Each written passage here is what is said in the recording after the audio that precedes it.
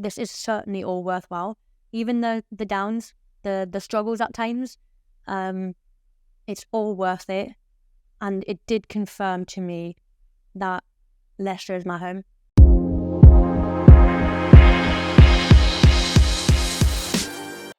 Hey everyone, welcome to our podcast, The Bold Tackle. We are your hosts, Sophie Howard and Oliver Howard, and we are ready to tackle bold topics in sport, Highlight the women's football industry, and speak about the unspoken. If you are ready to get an insight into what really goes on behind the scenes, join us on our journey and listening to The Bold Tackle.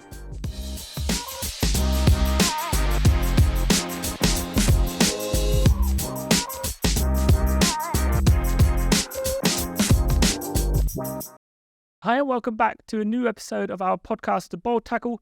So, where's that sunny weather from? Certainly not the UK, Ollie. Yeah. Just flew to Spain this morning for camp. What are you doing in Spain? We've got our camp, our tournament here with Scotland. We're playing the Pinota Cup. We typically do it every February. And it almost feels like home. We always come to the same hotel. Typically, I see Dad when I'm here because he's not far from here. But as you mentioned last episode, he's in America. He flew out this morning to see our Uncle Derek, his brother. So he's missing you. Do a lot of Scottish fans travel over for that tournament? A handful, actually. I'm quite surprised every time I see quite a few. Often it's parents. Yeah, of course. Yeah, but quite a few actually, considering that it's in Spain and then nowhere near Scotland, really. Talking about fans, let's talk about your match from this weekend, because you didn't start the match, but you did come on in the 70th minute. There was a lot of cheering from the fans going on. How was that feeling and where did that come from? As you can imagine, that's a great feeling. Obviously, I'm disappointed every time I don't start, but it's part of professional sports. But to have the backing and the support of the fans and for them to be excited when I get on the pitch, especially as a central defender, typically it's when it's an exciting forward that comes on, there's a lot of cheering. That does mean a lot to me. And it does confirm that Leicester feels like home and the club and the city feel like home and mean a lot to me. And I feel like I've built a connection with the fans where they now know not only who Sophie Howard is on the pitch as a football player, but who I am outside of football. And I do value their support and I make sure after games I interact with them because I think that has to be shared, that I appreciate them coming. And it was a great feeling when I heard that I had their support and they almost celebrated that came onto the pitch, which was nice. How did you build that community? Because obviously that's not an easy thing and you have to be at a club a long time and you have to be a person that likes interacting with other people. But how did you manage to build that community? And was this the first time that you really felt that you had a community behind you? I don't think it's the first time that I felt it. And I've been building it over years. As you said, I've been at the club for 4 years now. I interact with the community a lot. That's something that's close to my heart. But I think it's also partially because I interact with the fans a lot after the games.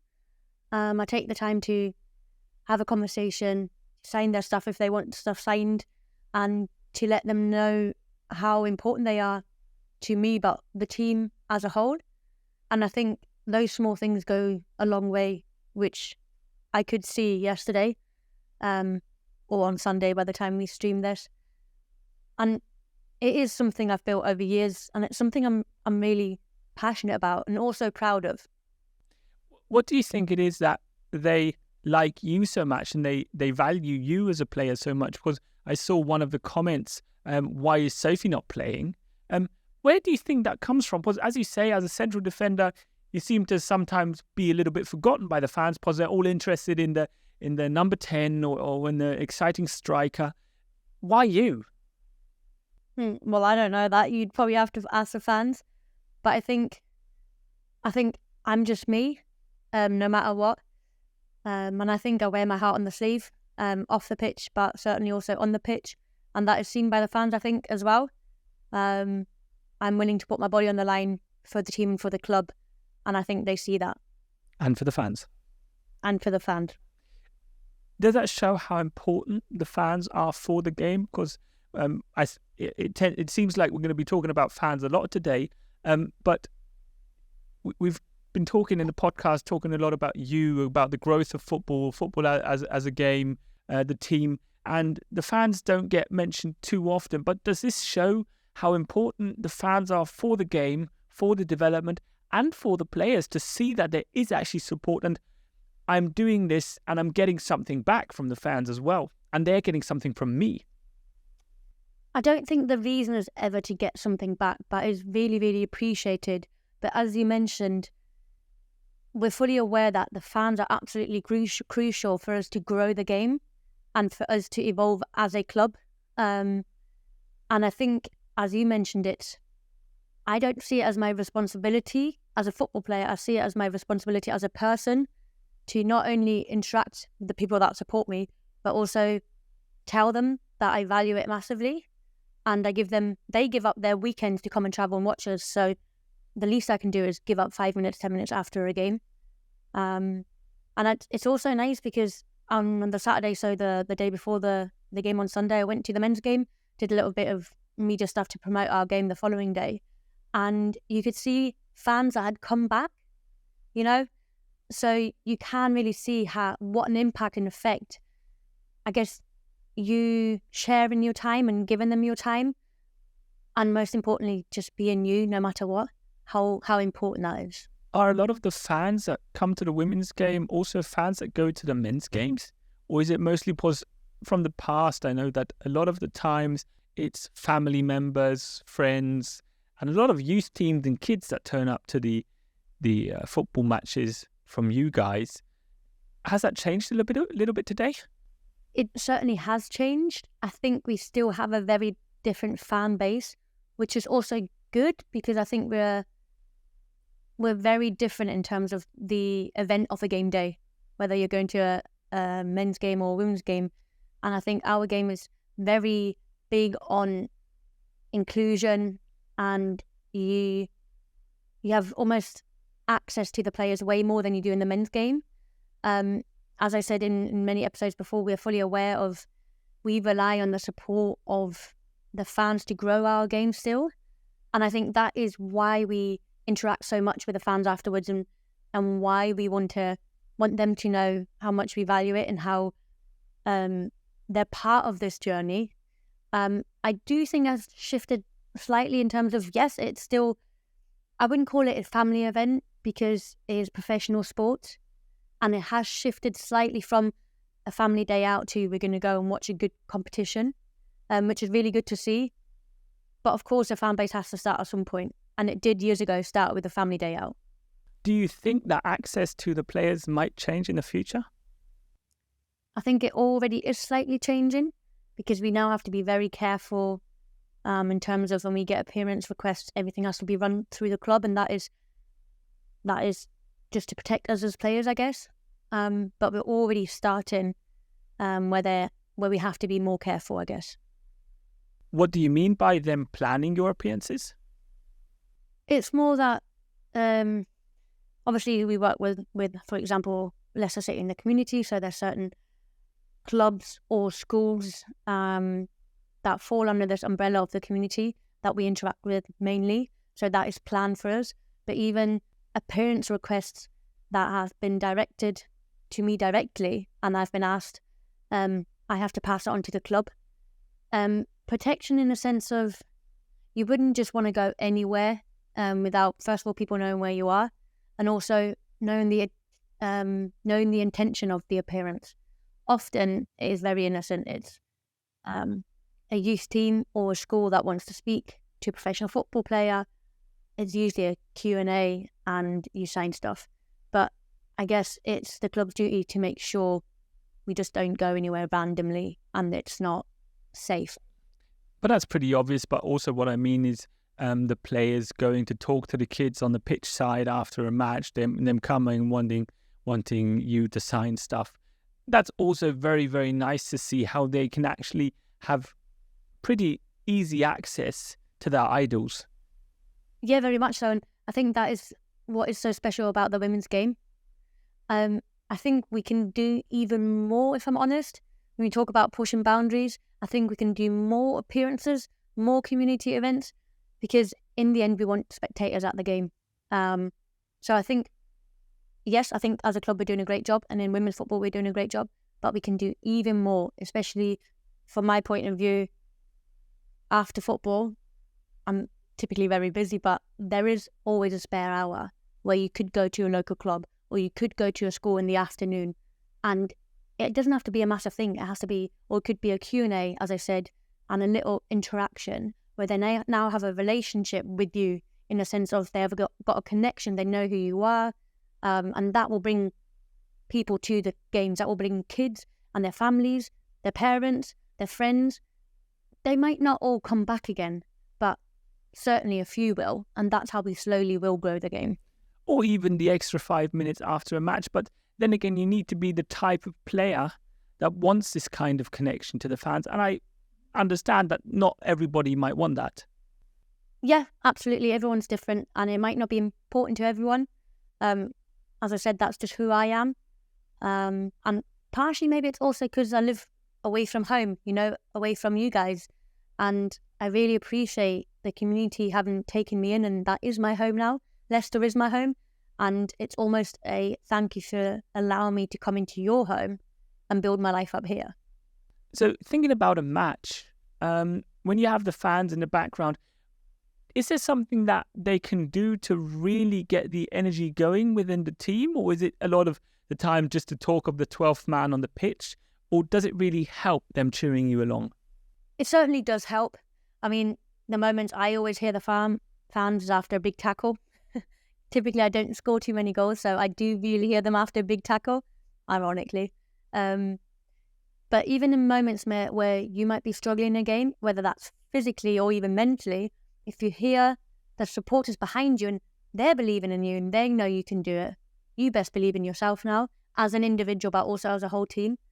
And it's also owing that to the fans that you always give it your all. You should owe that to yourself. But if there's a moment where you doubt yourself or where you're like, oh, I don't think I've got much more left in the tank, you owe it to the fans that, again, have given up their weekend and most of their lives at times, coming every weekend. You owe that to the supporters. Yeah. Did you see the attendance for the Arsenal game this weekend? That was maybe for now a one-off, but insane how big the crowd was there, wasn't it? Yeah, it was a record crowd. It was 60,000, I think 60,160, like that. Yeah, pretty precise. But a record appearance, and Arsenal is doing a great job in marketing and promoting their games and getting these record attendances, because that was not the first time they had a figure around 50, 60,000.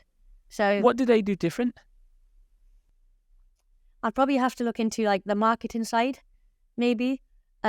Of course, what always helps if you're a big club that's been very successful in the past and currently very successful, and Arsenal's won titles and silverware, so that attracts fans as well, and it simply is like that. But do Chelsea and Man City get similar crowds, or do the big clubs in Germany get these type of crowds? Well, the thing is that the home ground, Chelsea's home ground and also Arsenal's home ground wouldn't carry that number. The stadium doesn't fit that many people in. But when they go to, and I call it the main and not the men's stadium, because it should be the club's main stadium, whether men or women, when they play at their main stadium, they now have got the capacity to fill that stadium and get those crowds.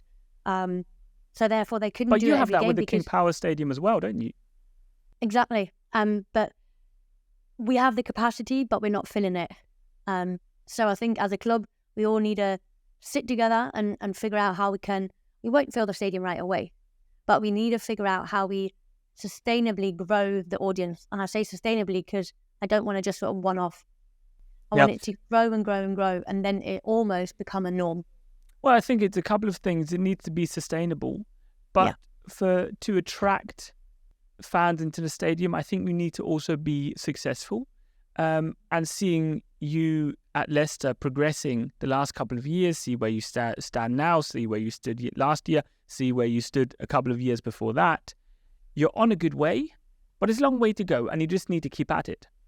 Yeah, certainly. I think if you look at the progression from recent years, as you said, we're certainly moving in the right direction in terms of quality of the game, positioning in the table as well. I think the game we play, the football we play, it's more attractive, more entertaining. So that will attract fans as well. Also, us interacting closely with the men, and I say this is like now marketing and promotion at the men's games. A couple of years ago, no one knew what we were up to. No one knew us.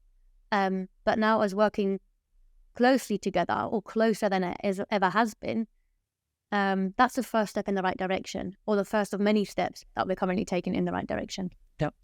Can you talk about appearances you had with fans, some that stayed in mind, some that you thought were really nice, anything like that?